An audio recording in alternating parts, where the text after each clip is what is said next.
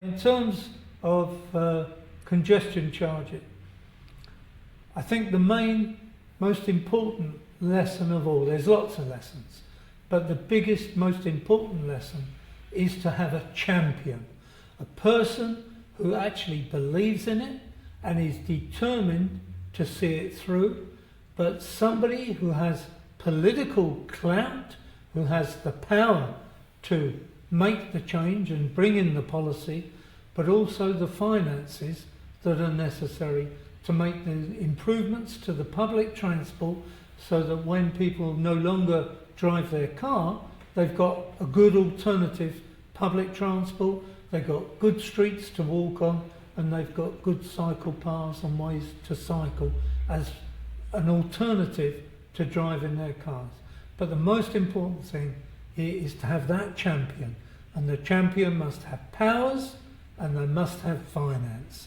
Those are the two absolute essential things. And in London, having Ken Livingston as our elected mayor, he had the authority. He told the electorate, he told the people, vote for me and I will introduce congestion charge. So when we went out for consultation, we didn't ask, do you want congestion charge or do you not want congestion charge? We said, we are going to introduce congestion charge. You elected the mayor to do that, but what sort of congestion charge? Do you want it like this? Do you want it like that? And we produced our own first model, idea of what we perceived. And then we consulted on more than one occasion. And it wasn't a rubber stamp. Often consultation, the officials make their minds up, they know what they're going to do, they pretend to consult, but they don't listen. Their ears are closed to what the people are saying. With us, we listen to what people said, and where possible, because sometimes you get contradictory things, one person wants one thing and somebody else wants the opposite. But where possible, we made changes to the scheme, and to be honest, the scheme was better as a result of the consultation than it would have been if we'd just gone ahead with our original ideas. We actually improved the scheme by having genuine consultation, listening to people and introducing many of their suggestions and ideas. I'll give examples. We originally were going to charge £5 for, £7 for cars, and we were going to charge £15 for freight vehicles, lorries and vans. And the freight industry, the manufacturers, the shops, they all came to us and said, well, it's essential that we have deliveries. People want to buy goods from the shops if we don't have lorries delivering them. Workers want raw materials in the factories if we don't have lorries delivering them. And so as a result of that argument, we accepted it and we made the price for a commercial vehicle the same price as for a private car. And that's just one example, but there were lots of examples like that. And it wasn't always easy with our officers and the technical experts to make those changes, because they had devised a scheme that they thought was perfect. And so here we were listening to Joe Soap, the person in the street, and we were making changes to their perfect system. And officials don't often like that. But Ken had the political clout and the right people. The people that we recruited, he made me vice chair of Transport for London. We brought people onto the board that had the right ideas. And the officers that we recruited in the congestion charge team were officers that I describe as people who can do. You get so many officials, they just want a quiet life.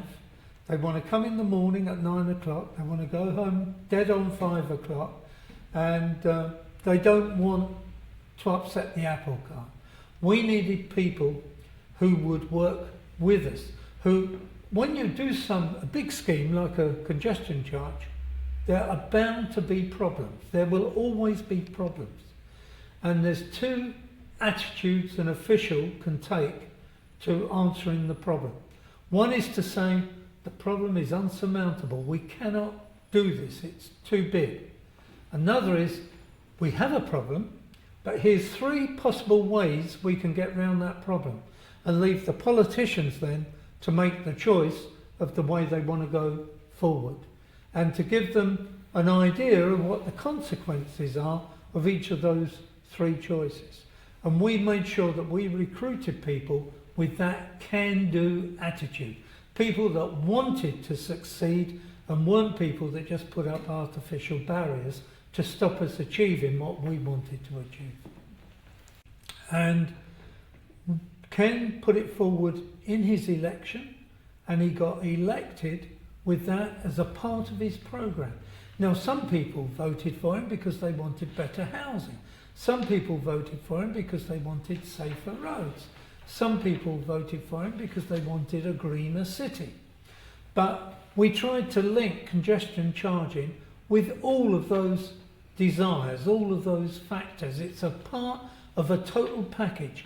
Congestion charging is not an isolated policy in its own right. It has to be a part of a package of policies that make the city better. A better place to live in, a better place to work in, a better place to run your business in, a better place to come and enjoy the theatre and other things. Nobody enjoys going to the theatre if they're going to get run over by a car when they come out of the theatre. So trying to control the traffic problem is a part of a global city approach, and a global approach to having a major city. And I feel strongly that we must not, in this country or anywhere else, think of congestion charging as just a little magic bullet in its own right. It's only one policy out of many policies that need to be adopted together.